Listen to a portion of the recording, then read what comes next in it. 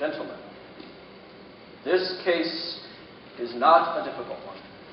It requires no minute sifting of complicated facts. This case is as simple as black and white. The state has not produced one iota of evidence to prove that the crime Tom Robinson is charged with ever took place. It has instead relied upon the testimony of two witnesses. Witnesses whose testimony has not only been called into serious question on cross-examination, but has been flatly contradicted by the defendant. Now, I have nothing but pity in my heart for the chief witness for the state. But my pity does not extend to her putting a man's life at stake. And this is what she has done. Done in an effort to get rid of her guilt. Now I say guilt because it was guilt that motivated her. She committed no crime, but she broke a rigid code of our society. A code so severe that whoever breaks it is hounded from our midst as unfit to live. She is the victim of cruel poverty and ignorance. But she knew full well the enormity of her offense, and she persisted. She persisted, and her subsequent reaction is something every child has done. She tried to put the evidence of her offense away, out of sight. Now, what was the evidence? Not a stolen toy to be hidden. The evidence that must be destroyed is Tom Robinson, a human being. Tom Robinson, a daily reminder of what she did. Now, what did she do? She tempted a Negro.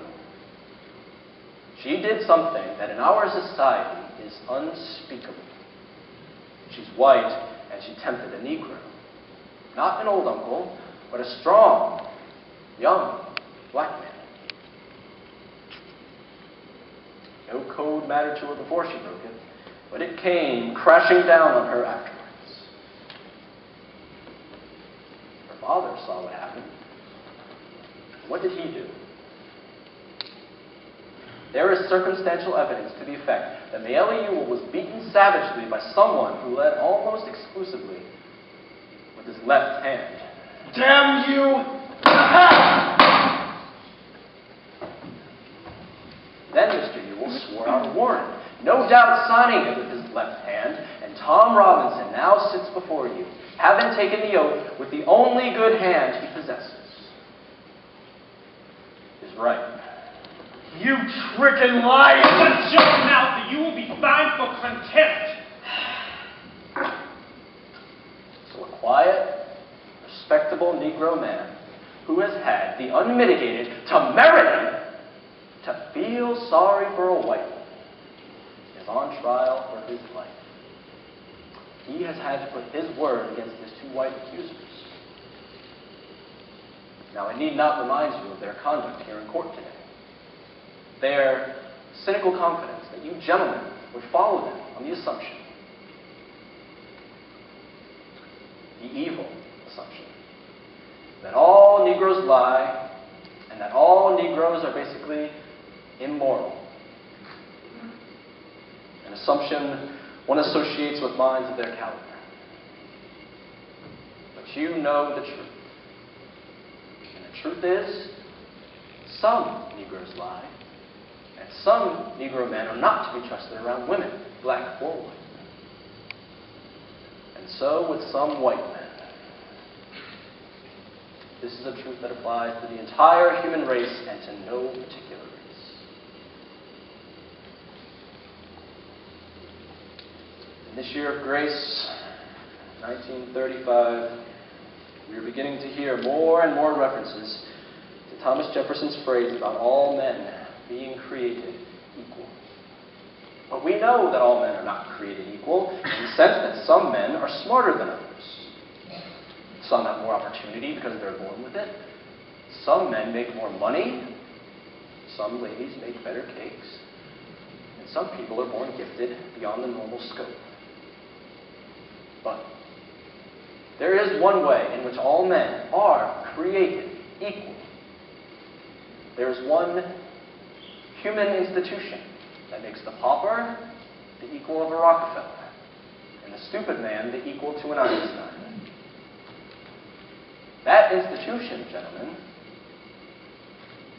is a court of law. In our courts, all men are created equal. Now, I am no idealist to believe so firmly in the integrity of our court and in the jury system. That's no ideal to me. It is a living, working reality. But a court is only as sound as its jury, and a jury is only as sound as the men who make it up.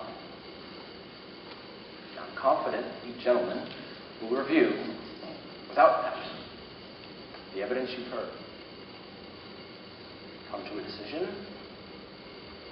and restore this man to his family.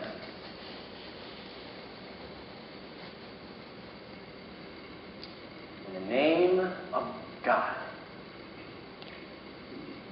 do your duty.